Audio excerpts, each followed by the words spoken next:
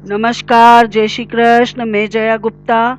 इस वीडियो में मैं पुरुषोत्तम मास के 12वें दिन की कथा लेकर आई हूँ। मैं आपको 12वें दिन की कथा बताऊँ उसके पहले मैं आपको जानकारी देना चाहूँगी कि मैंने अपने चैनल पर पुरुषोत्तम मास के अन्य दिन की कथाओं को भी वीडियोस बना रखे हैं। आप मेरे चैनल पर जाकर उन वीडियोस को देख सकते हैं। मैं इस वीडियो के अंत में डिस्क्रिप्शन में भी उनके लिंक दे दूँगी, वहाँ से भी आप उन वीडियोस को देख सकते हैं। 12वें दिन हम 12वें अध्याय का पाठ करते हैं। 12वें अध्याय के पाठ में हम द्रौपदी की अग्निकुंड से उत्पत्ति और श्री कृष्ण का पुरुषोत्तम व्रत का उपदेश का वृत्तांत सुनेंगे। मैं आपको 12वें दिन का पाठ बताऊं उसके पहले 11वें दिन हमने देखा था कि मेधावी ऋषि की पुत्री शिव जी की कठोर तपस्या करके उनको प्रसन्न करती है। तब शिव जी उसे साक्षात दर्शन देके कहते हैं कि मांगो पुत्री, क्या वर मांगना चाहती हो।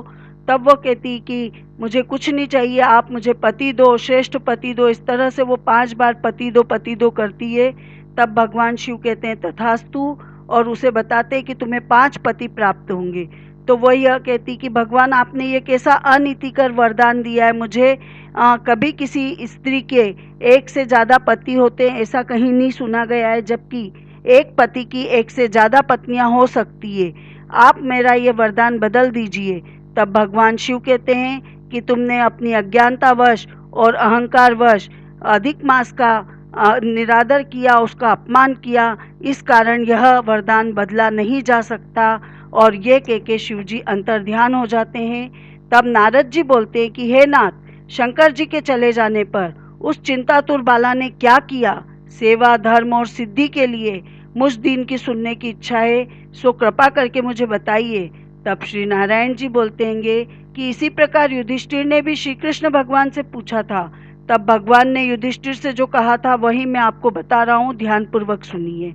श्री कृष्ण भगवान बोले कि हे राजन, इस प्रकार शिव जी के चले जाने पे वह कन्या कांतिहीन हो गई, उसका सारा तेज खत्म हो गया, वह निस्तेज हो गई, वो लंबी लंबी श्वासें लेने लगी, वो बहुत डर गई और पतली कमर वाली आंसू बहाते हुए रोने लगी।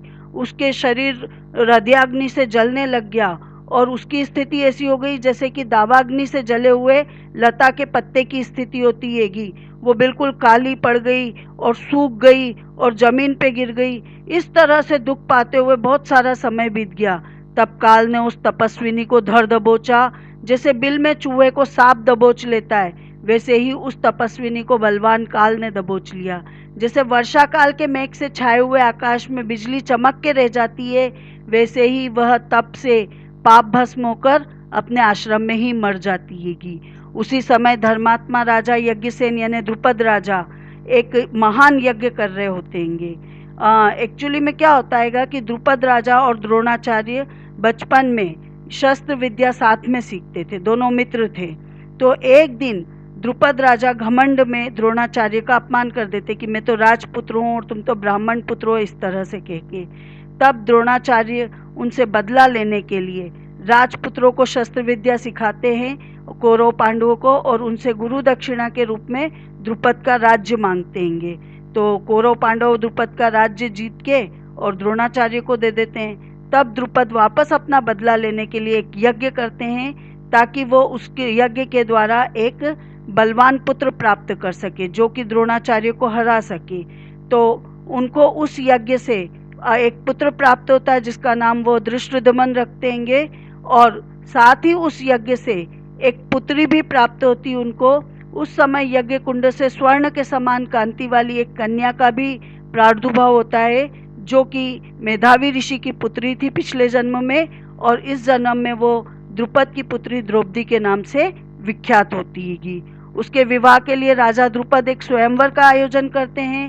हे राजन, ऋषि यानी कृष्ण भगवान बोलते हैं कि हे राजन, उसके स्वयंवर में अर्जुन ने मछली की आंख को भेद कर भीष्म, कर्ण, दुर्योधन, जरासंध जैसे बड़े बड़े राजाओं का मान का मर्दन करके और द्रौपदी को प्राप्त किया था।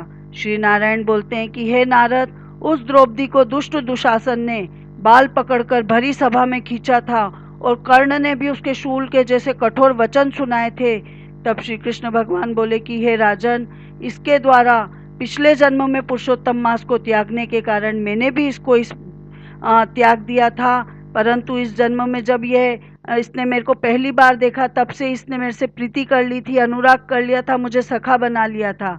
तो जब दुशासन द्वारा चीरहरण के समय यह अत्यंत स्नेह के साथ मेरा नाम ले लेकर बार बार चिल्ला रही थी, हे दामोदर, हे दया सिंधु, हे कृष्ण, हे नाथ, हे जगतपते, हे रमानाथ, हे केशव, हे कलेश नाशक, मेरे माता पिता भाई बंधु सखी भांजा बहन इष्ट मित्र पति कोई भी नहीं है। हे ऋषिकेश, मेरे तो सब कुछ आप ही हो। हे गोविंद, दुशासन मेरा भरी सभा में अपमान कर रहा है, क्या आप इसे नहीं देख पा रहे हो? दुशासन द्वारा खींची गई द्रौपदी पहले मुझ पुरुषोत्तम को भूल गई थी, परंतु जब इसने मुझे याद किया तो मैं तत्काल गरुड़ पर चढ़कर वहां पहुंचा और अनेक प्रकार के वस्त्रों से इसको आच्छादित कर दिया, इन्हें इसको ढक दिया। इस तरह मैंने द्रौपदी की रक्षा की, जो सदा मुझ में स्नेह करने वाली, मुझे अत्यंत प्यारी, पतिव्रता, मेरे प्राण तुल्य और मेरी प्रिय सखी थी। ऐसी द्रौपदी ने को भी पुरुषोत्तम मास का अनादर करने के कारण मैंने उपेक्षा कर दी थी। अतः जो भी व्यक्ति पुरुषोत्तम मास का अनादर करता है, मैं उसको गिरा देता हूँ। सब प्रकार से यह पुरुषोत्तम मास मनुष्यों, मुनियों और देवताओं के लिए मान्य है और मनवांछित फल देने वाला है। अतः अब आप लोग भी आने वाले पुरुषोत्तम मास की आराधना करो, ताकि 14 वर्ष का वनवास पूरा होने पे तुम्हारा कल्याण अवश्य हो। ऐसा श्री कृष्ण भगवान युधिष्ठिर से कहते हैं। हे पांडुपुत्र, राज्यसभा में जिन जिन ने भी द्रौपदी के केशों को खींचते हुए देखा है, मैं उनकी स्त्रियों के बालों को क्रोध से उखाड़ दूंगा और दुर्योधन आदि राजाओं को यमलोक पहुंचाकर सब शत्रुओं का नाश करके तुम्हें सम्राट बना दूंगा। हे राजन, मुझे लक्ष्मी जी, बलदेव जी, माता देवकी, सात्विकी, प्रद्युम्न आदि कोई भी इतना प्रिय नहीं है जितना मुझे मेरे भक्त प्रिय है। जिसने मेरे भक्त को सताया है, मैं उसे सदा पीड़ित करता हूँ। हे पांडुपुत्र, मेरा उसके समान कोई शत्रु नहीं है, मैं उसकी ओर देखता भी नहीं हूँ। उसको धर्मराज जी ही दंड देने के अधिकारी होते हैं। श्री नारायण बोलते हैं, इस प्रकार भगवान श्री कृष्ण द्रौपदी और पांचों पांडवों को समझाकर और अंत में अपनी द्वारकापुरी जाने की इच्छा से बोलते हैं कि हे राजन, अब मैं विरह में विकल द्वारकापुरी को जा रहा हूँ, जहाँ पे वासुदेव जी, बड़े भाई बलदेव जी, माता देवकी, गद, सांब आदि आहुक, उग्रसेन आदि यादव लोग, रुक्मणी आदि मेरी पत्नियां, ये सब मेरे आने की प्रतीक्षा में टकटकी लगाकर मेरे दर्शन की लालसा में चिंतन में लगे हुए हैं। अब मैं उनके पास जाना चाहता हूँ। तो श्री नारायण भगवान बोलते हैं कि श्री कृष्ण भगवान के ऐसे कहने पे और उनके जाने का अभिप्राय समझ के पांचों पांडु पुत्र गदगद कंठ से बोलते हैं, हे जनार्दन, जैसे जलचर प्राणियों का जल ही जीवन है, वैसे ही आप भी हमारे जीवन हैं। आप जा रहे हैं, जाइए, परंतु थोड़े दिन में हमको पुनः दर्शन दीजिए, क्योंकि सब लोग ये कहते हैं कि पांडवों के नाथ तो श्री कृष्ण भगवान ही है, त्रिलोक में और कोई नहीं है। अतः आप हमारी सदा रक्षा करते रहें। हे जगदीश्वर, भले बुरे जैसे भी हैं, हम सब आपके ही हैं, हमें मत भूल जाना। हमारा चित्त रूपी भ्रमर का जीवन आपके पद रूपी कमलों के अधीन है। आप ही हमारे जीवन का आधार हो, हम बार बार यही प्रार्थना करते हैं। पांडुपुत्र ऐसा कह के श्री कृष्ण भगवान के पीछे पीछे चलने लगते हैं। श्री कृष्ण भगवान प्रेम मग्न हो रथ में धीरे धीरे बैठ के पांडुपुत्रों को वापस लौटने की बात कहते हुए द्वारकापुरी चले जाते हैं। श्री नारायण बोलते हैं, द्वारिका नाथ श्री कृष्ण के द्वारकापुरी चले जाने के बाद युधिष्ठिर अपने भाइयों सहित तप, नियम, व्रत आदि करते हुए तीर्थ यात्रा को चले गए। श्री हे नारद जी, भगवान के प्रिय पुरुषोत्तम मास में मन लगाकर और श्री कृष्ण का वचन स्मरण कर द्रौपदी और छोटे भाइयों से युधिष्ठिर बोलते हैं कि हमने पुरुषोत्तम मास का कितना उच्च महत्व सुना है।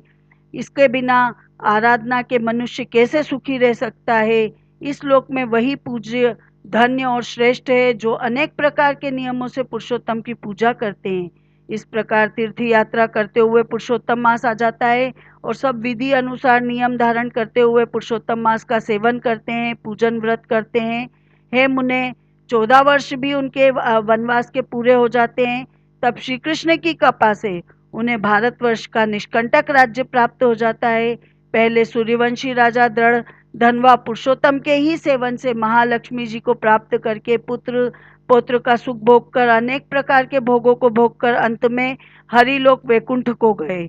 हे मुनि सत्तम, मैं पुरुषोत्तम मास का अतुल महात्म्य करोड़ों कल्पों में भी कहने में असमर्थ हूँ। सूत जी बोले, हे विप्रो, यद्यपि मैंने पुरुषोत्तम का महात्म्य वेद व्यास जी से सुना है, फिर भी उसे कहने में मैं असमर्थ हूँ। संपूर्ण महात्म्य को या तो भगवान नारायण ही जानते हैं या साक्षात वैकुंठवासी हरि जानते हैं। सब ब्रह्मा आदि देवता गोलोकनाथ श्री कृष्ण के सिंहासन को नमस्कार करते हैं। स्वयं पूजने वाले देवता भी पुरुषोत्तम मास का महात्म्य नहीं जानते, तो फिर मनुष्य कैसे जान सकते हैं। इति श्री पुरुषोत्तम मास कथा द्वादशम अध्याय समाप्त। आपको मेरा ये वीडियो अच्छा लगा तो लाइक और शेयर कीजिए। अभी तक यदि आपने मेरे चैनल को सब्सक्राइब नहीं किया है तो कृपया मेरे चैनल को सब्सक्राइब कीजिए, बेल आइकन को हिट कीजिए ताकि मेरे नए वीडियोस के नोटिफिकेशन आपको तुरंत प्राप्त हो। हिंदू धर्म, संस्कृति, तीज त्योहार, व्रत कथा, रीति रिवाज इत्यादि जानने के लिए मेरे साथ बने रहिए। जय श्री कृष्ण।